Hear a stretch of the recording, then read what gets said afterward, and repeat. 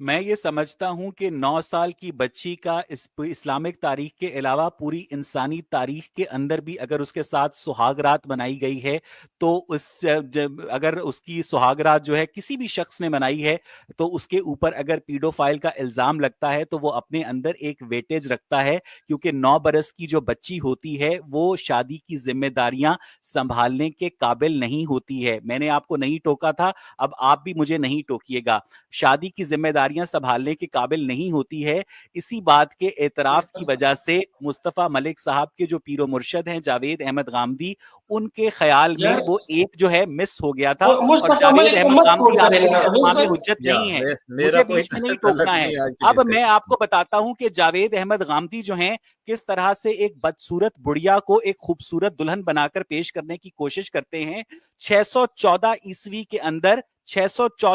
کے اندر حضرت عائشہ پیدا ہوتی ہیں جب حضور صلی اللہ علیہ وآلہ وسلم 43 سال کے تھے۔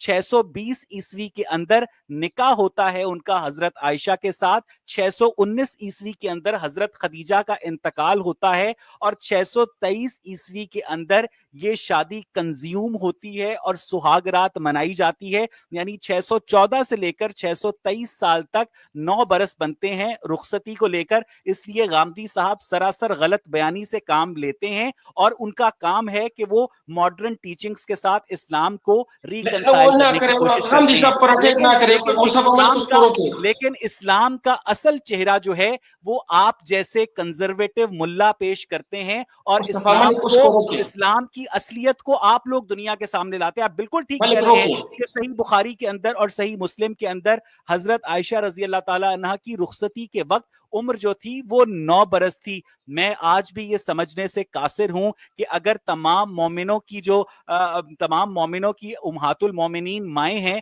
تو حضرت ابو بکر کی الحمدللہ. صدیق کی جو بیٹی ہے وہ شادی کے بعد ان کی ماں بن گئی۔ تو رشتوں کا اتنا بڑا الٹ پھیر کم از کم میں نہیں دیکھ سکتا ہوں کہ حضرت ابو بکر صدیق اپنی بیٹی کو کس طرح سے ایک ادھیڑ عمر شخص کے ساتھ رخصت کر سکتے ہیں۔ تو پہلی بات یہ ہے صحیح. کہ جاوید احمد غامدی صاحب غلط کہتے ہیں، اور اسلامک ہسٹری کے لحاظ سے آپ لوگ ٹھیک کہتے ہیں۔ پھر آپ نے مجھ سے پوچھا کہ فاؤنڈیشن آف میرج کیا ہے۔ طاہر صاحب کان کھول کے یہ سنیں، اور امپورٹنٹ کوشچن ہے. کان کھول کے سنیں، 18-25 کی بحث میں نہ جائیں۔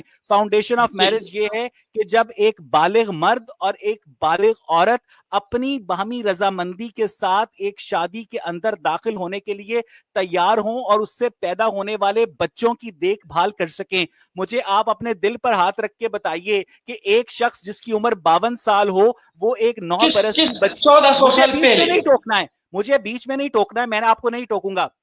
آپ ساری باتیں چھوڑ 1400 دیں، سال پہلے آپ ساری باتیں چھوڑ دیں، مجھے یہ بتائیں کہ کوئی باپ جو ہے آپ بتائیں 52 گے نا. سال جس کو کوئی مجبوری نہ ہو، ایک کوئی باپ جو ہے اگر اس نے خلیفہ نہ بننا ہو، ایک باپ جو ہے ایک 52 سال کا مرد کے ساتھ اپنی 9 برس کی بیٹی کی شادی اس امید پر کرے گا کہ اس شادی سے اس کے جو بچے پیدا ہوں گے ان کے بڑے ہونے تک اس کے سر کے اوپر باپ کا سایہ رہے گا۔ حضرت عائشہ 18 برس کی عمر میں بیوہ ہو گئی، اور 64 برس کی عمر میں 678 عیسوی میں ان کا انتقال ہوا، اور وہ اگلے اتنے کئی برس تک وہ بیوہ رہیں، اور اس کا مطلب یہ ہے انہوں نے حضرت علی کے سامنے بغاوت کی، جنگ جمل میں ہزاروں صحابہ ایک دوسرے کے خلاف تلواریں اٹھا کر کھڑے ہو گئے۔